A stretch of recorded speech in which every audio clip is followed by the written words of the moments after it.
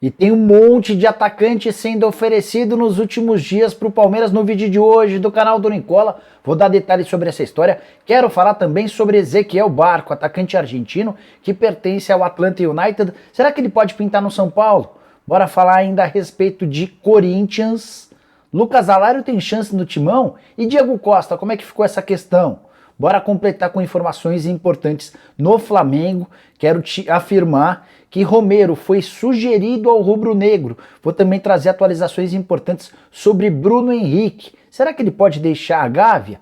Por último, mas não menos importante, bora te contar a respeito de Sorriso, que decidiu, vai jogar no Red Bull Bragantino e não no Atlético Mineiro. Tem ainda informações sobre as demissões no Santos, o que causou uma verdadeira limpa no departamento médico. Tudo isso e muito mais a partir de agora.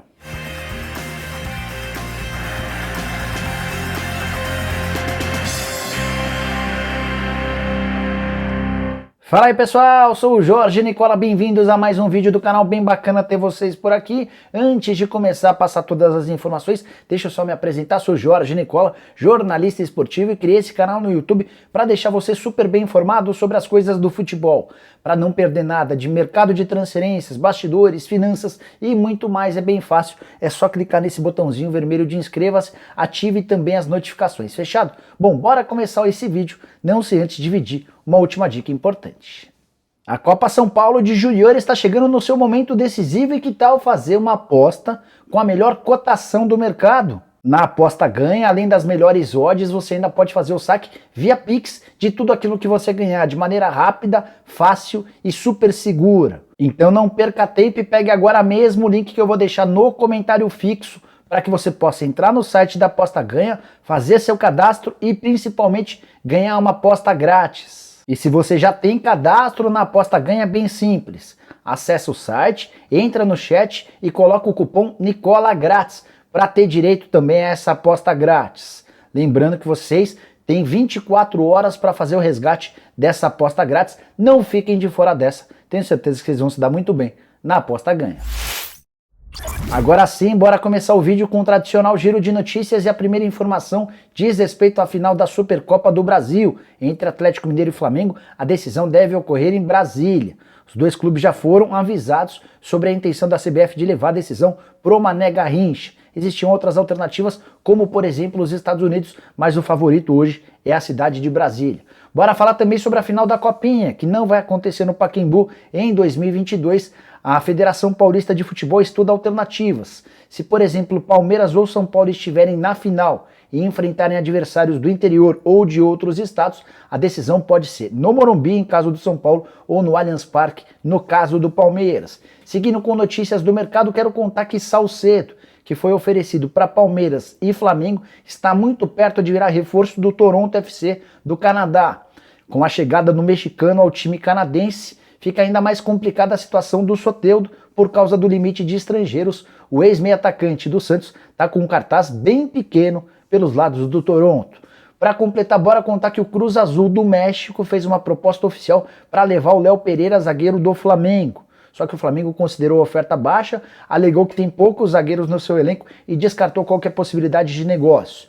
E para fechar, bora te contar que o jornal AS afirmou que Benedetto, ex-atacante do Boca Juniors, está voltando à Bombonera. Tudo praticamente acertado. Nesse momento ele pertence ao Olympique de Marseille e está jogando no Elche. Não consegue jogar bem e deve voltar para o Boca Juniors, onde passou muito bem. Foram 90 partidas e 48 gols. Tem mais uma informação importante no giro. Marcelo, lateral esquerdo do Real Madrid, se sagrou mais uma vez campeão agora da Supercopa da Espanha. Com esse título, ele alcançou 23 taças e se tornou o jogador mais vencedor dos 120 anos de história do Real Madrid, ao lado do Gento. Agora falar sobre um assunto importante, as demissões no Santos.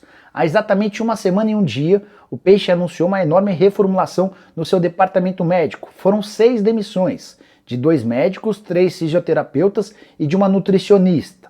Fui checar com um dos demitidos o motivo. O que aconteceu? Por que o Santos alegou e promoveu essa grande mudança? Essa pessoa me contou que foram vários os problemas no departamento médico do Santos nos últimos meses. Contou, por exemplo, do episódio do Marinho. Você vai lembrar que no ano passado o Marinho teve enorme dificuldade para jogar, tudo por causa de um edema. edema na região da coxa, também ligada ao joelho. Pois esse funcionário, ou no caso ex-funcionário do Santos, me assegurou que o Marinho chegou a passar por uma cirurgia, mas ninguém do Santos revelou a respeito dessa cirurgia. Muita pressão em cima do departamento médico, por que o Marinho não volta logo, e tinha esse caso da cirurgia.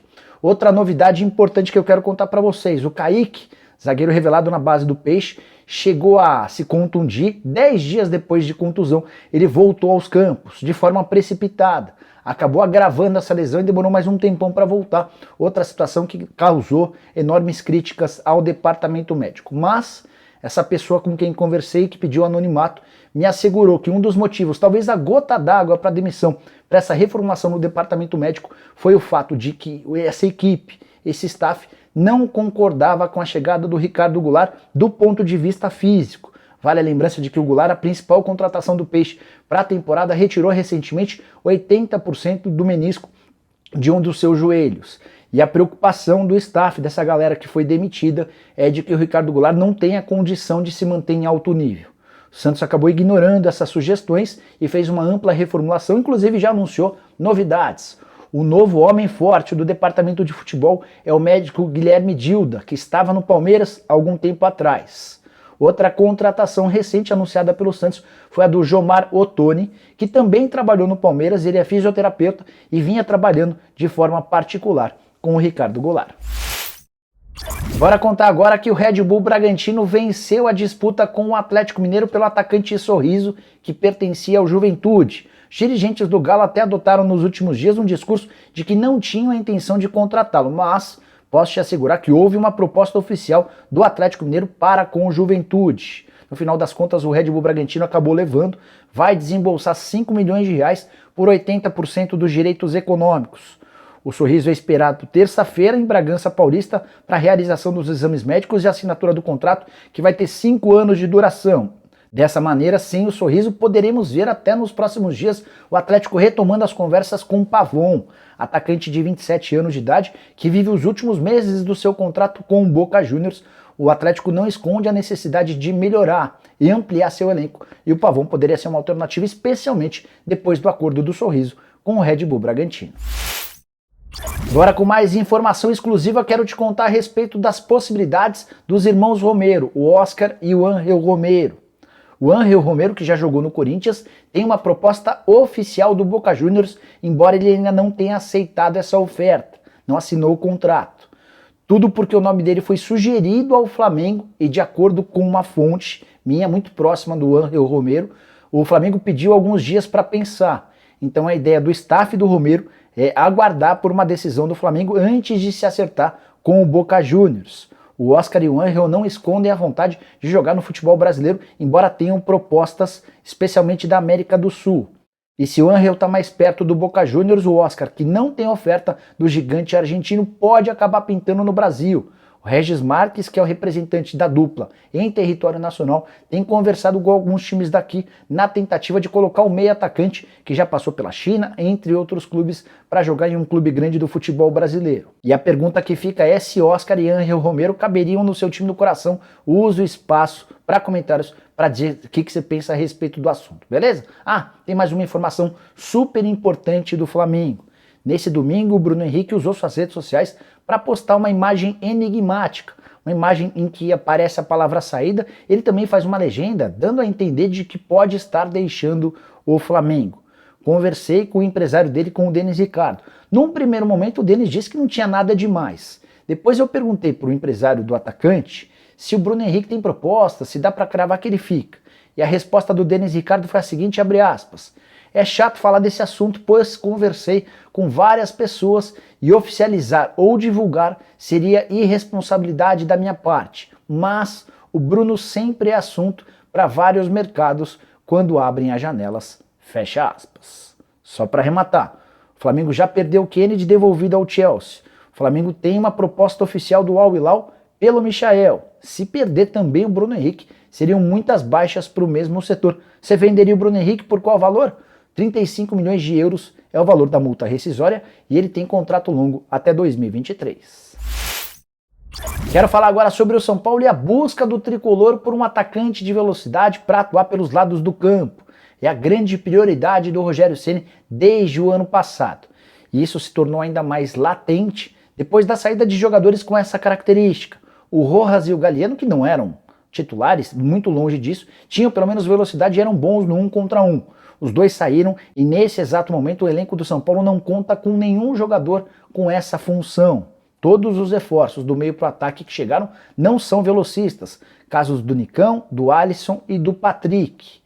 Para piorar, o São Paulo tem encontrado enorme dificuldade em fechar com jogadores. Soteldo está praticamente descartado. Perguntei ao presidente do tricolor Júlio Casares sobre Ezequiel Barco, atacante argentino que surgiu muito bem no Independiente, foi vendido por 15 milhões de dólares para o Atlanta United e recentemente esteve no alvo do Internacional. O Inter está muito perto de fechar com o David, deve anunciar nessa segunda-feira, dessa maneira vai desistir do Barco, o que poderia ajudar o São Paulo nas tratativas com o clube americano, lembrando que o contrato do Barco no Atlanta United termina em 31 de dezembro, mas, de acordo com o Júlio Casares, abre aspas, não falamos do Barco, e agora a parte principal, estamos fechando o ciclo de contratações, fecha aspas. O presidente do São Paulo, Júlio Casares, assegurando que nesse momento o tricolor não pense em mais reforços depois das 5 aquisições. Se tem o Nicão, o Patrick e também o Alisson, além do Jandrei, goleiro, e do lateral direito, o Rafinha. Esses são os 5 caras novos do São Paulo para a temporada de 2022. Imagino que o Rogério Ceni vai continuar fazendo enorme pressão, mas o São Paulo só vai trazer jogadores em caso de ótimas ocasiões de mercado. Bora falar agora do Corinthians e a busca por um centroavante. Durante a live desse domingo, o Gabriel Formaggio, que é membro do canal, perguntou se havia a possibilidade de o Lucas Alário, ex-alvo do Palmeiras, pintar como reforço do Corinthians. Essa especulação surgiu em uma mídia do Timão, não oficial, obviamente, mas de acordo com essa apuração da galera, o Lucas Alário estaria nos planos do Timão. Fui checar com um dirigente extremamente importante do departamento de futebol e a resposta foi a seguinte, abre aspas, tá louco?